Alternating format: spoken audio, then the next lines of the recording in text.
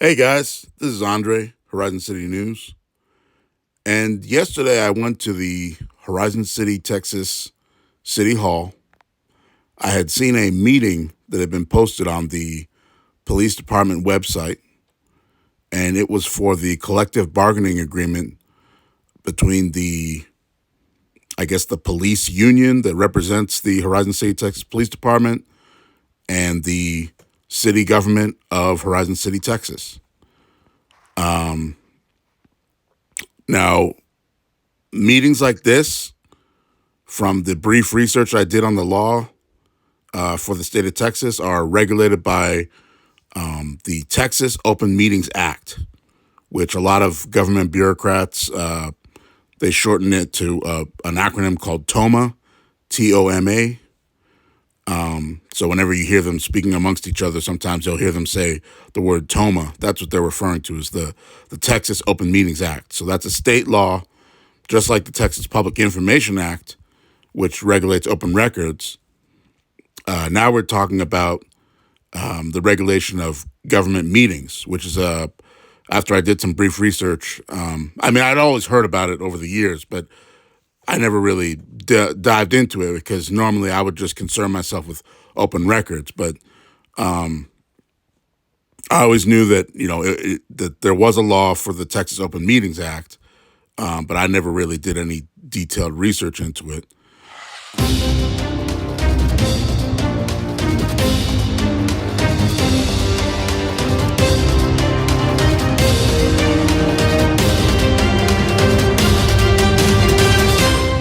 En este crimen de la semana, Crime Stoppers y la policía del Paso buscan identificar a un hombre posiblemente involucrado en el apuñalamiento de dos hombres en el área central de la ciudad. El martes 6 de febrero a las 2:17 p.m., dos hombres fueron apuñalados en la cuadra 900 de la calle Norte Florence. Ambas víctimas fueron llevadas al hospital y últimamente sobrevivieron el ataque. Detectives encontraron video de seguridad que capturó la imagen de un hombre que se cree haber estado involucrado en el apuñalamiento. Es blanco o hispano entre 35 a 43 años de edad, cabello corto y usaba barba. Vestía con una cachucha café, camiseta gris con un logotipo de la marca Adidas, chamarra oscura, pantalones y zapatos oscuros. Cualquier persona con información de este caso debe de llamar a Crime Stoppers del Paso al 566-8477, 566-TIPS.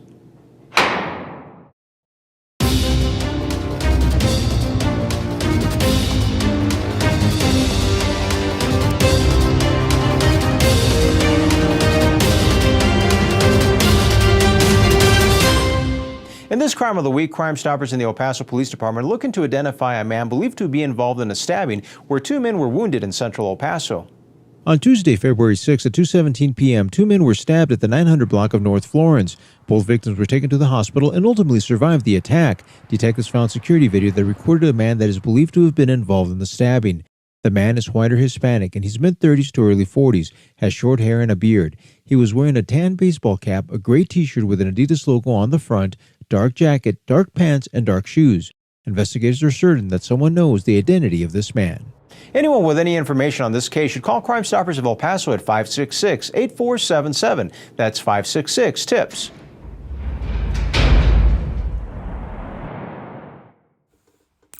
Wow, guys. A lot of people getting stabbed in El Paso. Makes me not even want to leave the house. I'm glad those two guys didn't get killed, though. There was speaking of stabbings, there was as everybody in this local area probably already knows, there was a Las Cruces Police Department officer in Las Cruces, New Mexico. For those who aren't from this area, that's the, like a kind of an exurb, a suburb, like a way off suburb of El Paso, if you want to think of it that way. But it's its own city in New Mexico. It's about 40 miles away from the west side of El Paso. Anyway, one of their police officers was killed in the line of duty in what I think is a pretty unusual way. He got stabbed to death, which is a horrible way to die. We'll talk about his death later. State leaders are expressing their condolences after a Las Cruces police officer was killed in the line of duty. Las Cruces police say Officer Jonah Hernandez was responding to a trespassing call yesterday afternoon when the suspect, a 29-year-old man, stabbed him. Hernandez died at the hospital. Investigators have not yet identified the suspect, but believe a witness stepped in and shot and killed him. In a statement, the governor says she was horrified by the news, adding, quote, Officer Hernandez was by all accounts a dedicated and brave public servant and an outstanding son, husband, and father.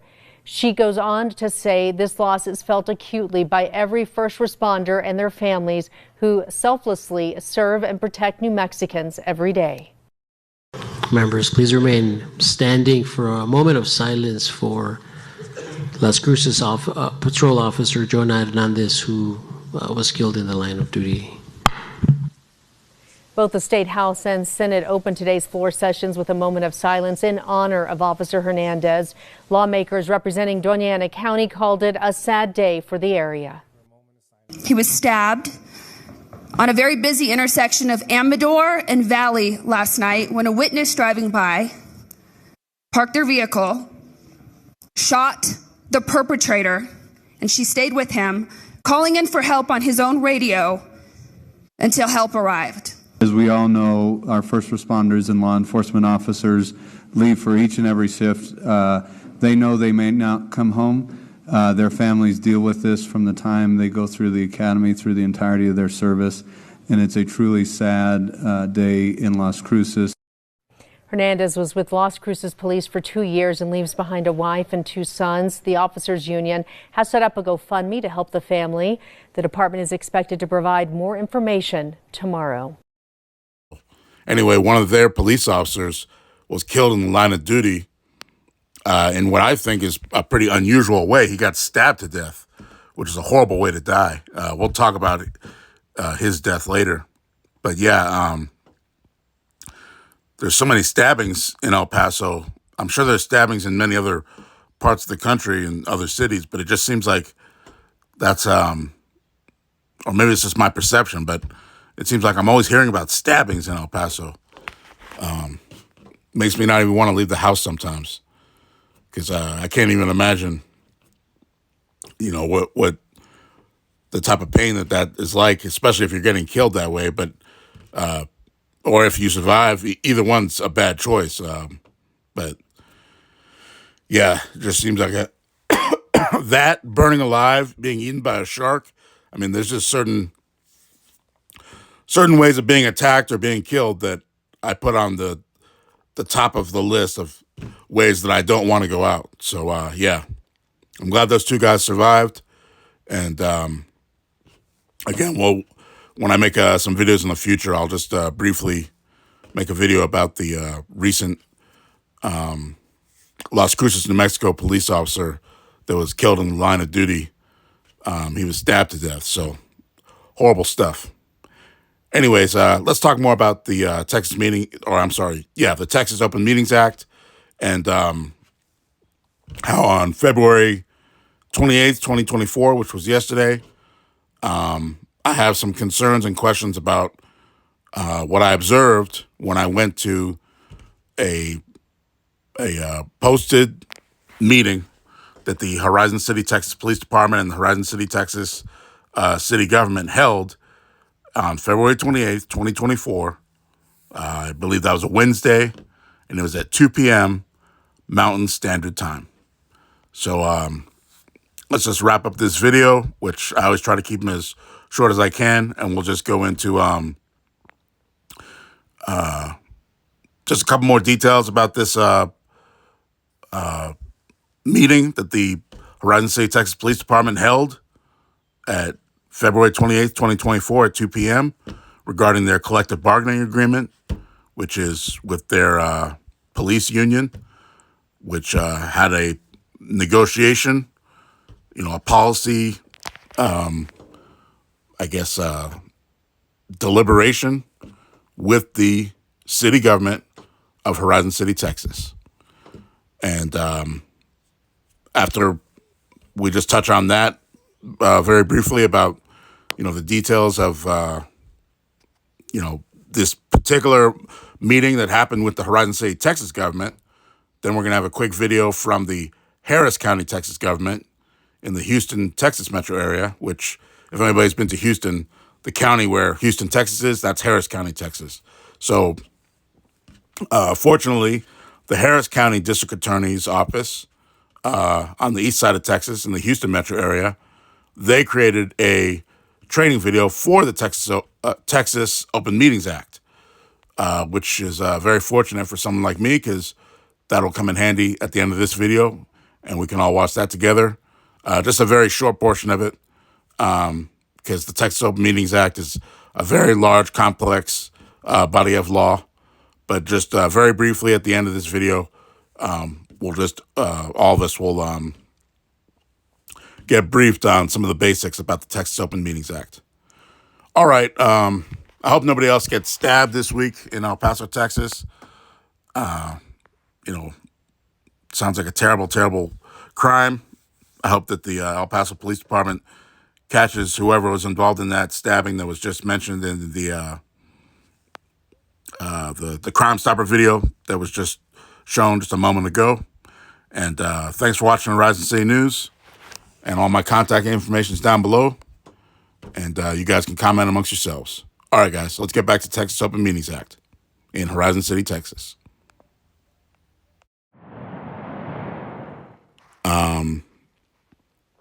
Now, meetings like this, from the brief research I did on the law for the state of Texas, are regulated by the Texas Open Meetings Act, which a lot of government bureaucrats, they shorten it to an acronym called TOMA, T-O-M-A. So whenever you hear them speaking amongst each other, sometimes you'll hear them say the word TOMA. That's what they're referring to, is the Texas Open Meetings Act. So that's a state law, just like the Texas Public Information Act, which regulates open records. Now we're talking about the regulation of government meetings, which is after I did some brief research. I'd always heard about it over the years, but I never really dived into it because normally I would just concern myself with open records. But I always knew that, that there was a law for the Texas Open Meetings Act, but I never really did any detailed research into it. But yeah, so the Texas Open Meetings Act regulates government meetings. And yesterday, which was February 28th, 2024, at 2 p.m., there was a meeting which had been posted on the Horizon City, Texas Police Department website. And it was about the bargaining between the police union that represents these police officers and the city government of Horizon City, Texas. Now, again, I did some brief research on the Texas Open Meetings Act, and so maybe somebody watching this video knows more information about the Texas Open Meetings Act than me, which I'm sure there is. I'm sure there is. But one of the first questions I have, just as a layman basically, regarding Open Meetings Act regulations and laws, is I have a question about, did this meeting have a quorum? And what I mean by that is there's a special legal designation in the Texas Open Meetings Act regarding the concept of a quorum, which I believe that means that the city council members are supposed to be at this meeting. Maybe I'm wrong, but I think that's what it's supposed to mean. And that's one of my first questions right off the bat is, where was the city council members? I mean, I've been to several open meetings over the years, probably dozens, many different ones that I've gone to record. And, at the Horizon City government, the Socorro, Texas city government, the El Paso, Texas city government. And this is the first open meeting of a government, of a local government that I've gone to where there was no city council members. I mean, there's Olivia Schuler there in the striped shirt there talking to the chief of police, and she's the city clerk. So that's worth mentioning. And then sitting next to her, apparently from the conversation I overheard, is some sort of city bureaucrat that deals with the city budget. So that's a city employee there. And then, of course, there's the chief of police sitting there. But other than that, I mean, during this meeting, I didn't see any city council members. And Olivia Schuler, the city clerk, was not, typing anything out. It just didn't seem like a normal city council meeting to me. It didn't seem like a normal government meeting to me. So again, that's my first question is, was there a quorum present for this open meeting in Horizon City, Texas on February 28th, 2024, meeting which was set to begin at 2 p.m. I arrived just in time. I was walking from my vehicle to the meeting at 1:58 p.m. I know that because everything is recorded on my phone when I started my video. So I have the the metadata of that video, the identifying information of that video shows exactly what time I walked into the building. And when I came in, there was, like I said, it didn't seem like a normal meeting to me. And there was no city council members, and there was just a bunch of cops and the city clerk and a city bureaucrat. And yeah. So again, was there a quorum present for this open meeting? That's my first question.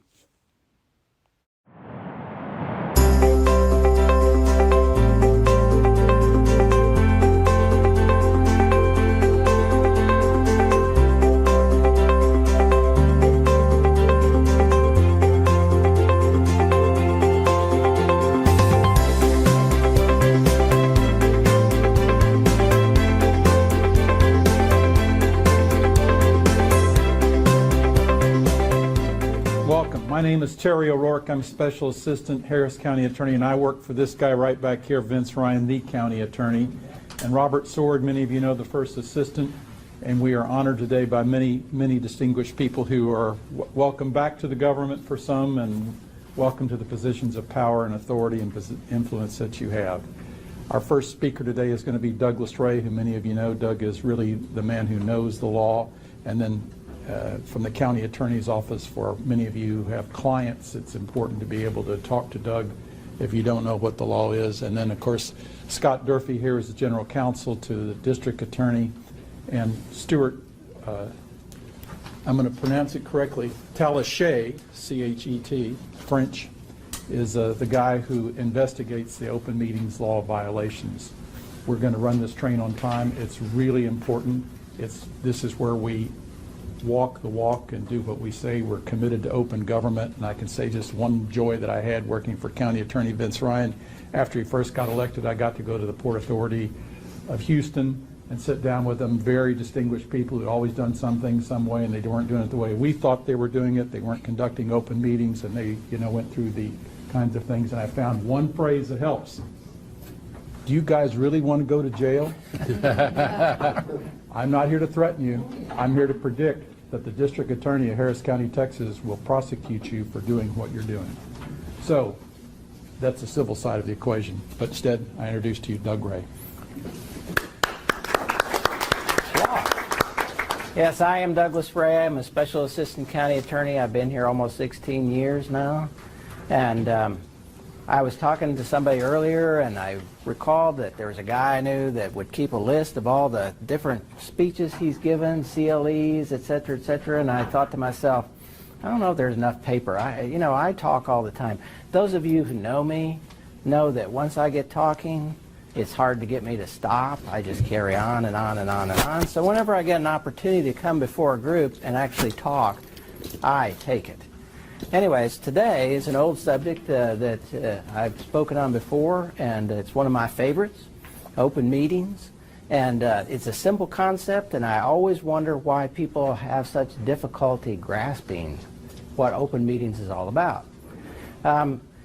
There are some details and complexities involved in it, but there are some very simple things. One of the things you have to know is that the applicable law is found in Chapter 551 of the Government Code. The Open Meetings Act, also known as the Texas Open Meetings Act. Some people call it TOMA, or the Open Meetings Act. It's in Chapter 551. A good resource, and I've cited it in the paper, is a website where the Texas Attorney General's handbook on open meetings is found. One of the things that when you become a new elected or appointed official, you are required to take open meetings training, and the Texas Attorney General's office has on their website an online course that you can complete in about an hour that will satisfy that requirement. So keep that in mind when you begin a new appointment or you're elected to a new place. That's where you go. And that open meetings handbook is like 150 pages long and has a lot of detail and cites a lot of cases. So what I'm going to do is I'm just going to review the law, and if you really are interested in some of the details, I would suggest you go look there. Okay. What is an open meeting? An open meeting is a meeting that is open to the public. That's one of the simplest definitions I've ever encountered in Texas law. But what is required to be an open meeting? And this is the 4 requirements that you'll find. It's conducted by a governmental body. It's a quorum of that is present. It's called by the government body, and they deliberate and make decisions about public policy. So, if you are a quorum of a governmental body, and a quorum is different depending on what governmental body you're talking about. Sometimes it's defined in the law as being a majority of the members or a certain number of the members, etc. So, for example, Commissioner's Court, there's 5 commissioners, 3 members are a quorum. So if any of those 3 gather together to discuss public business, they are a quorum of the Commissioner's Court. Gatherings which are not subject. Now, this is usually the question that somebody comes up with when they start talking to me about open meetings.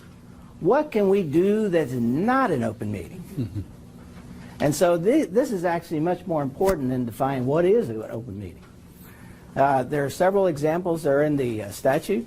Gathering at a social function. You can have all your commissioners show up at a party. And if they get over in the corner and start discussing social, county business, I think you've blown the exception. As long as you're just drinking and talking about hunting and stuff like that, you're okay. The second one is a regional, state, or national convention or workshop, ceremony, event, or press conference. All of the commissioners can appear together at a press conference to answer questions from the press. They can go to the state convention of their political party together. They can go to the national convention of their political party together. They can attend together. They can show up for the dedication of a new statute. A candidate forum, a debate to inform the electorate. So, if they're all up for election at the same time, they can show up at the same place. They can answer the questions or make their statements about their qualifications for election. That does not qualify as an open meeting under the Act. Even though they're talking about county business, they're not deliberating about county business.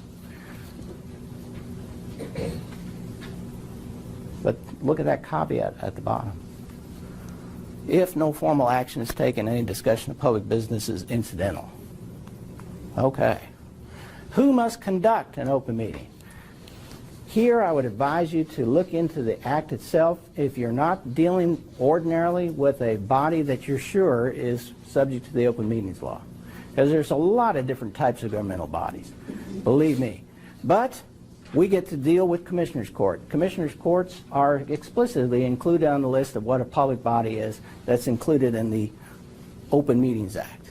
So there are state boards, commissioner courts, municipal governing bodies. That would be your city council or your city commission, depending on how your city's set up. The board of trustees of school districts. Those are public bodies that are subject to the Open Meetings Act. There are some types of special districts where the creation statute specifically says this body is subject to the Open Meetings Act, this body is subject to the Public Information Act. Those bodies are required to conduct open meetings. Oh, that one at the bottom. Homeowners Association. There's certain types of homeowners associations that are required to hold public meetings. There's actually a provision in the statute that creates homeowners associations that requires public meetings to all homeowners associations. The difference is that the Open Meetings Act If it's a specific type of homeowners association that's included in the Open Meetings Act, they're subject to those penalties that these guys over here are going to talk about in a little while. If they're just a regular homeowners association, that does not have any penalties in it for not conducting the open meeting. So just keep that in mind. If you have trouble with your homeowners association, if they're doing secret stuff behind the, behind the scene, just remind them that they're supposed to conduct their meetings in compliance with the Open Meetings Act. The next thing, notice. What kind of notice do you have to give for an open meeting? You have to give a notice at least 72 hours in advance, and it has to identify what?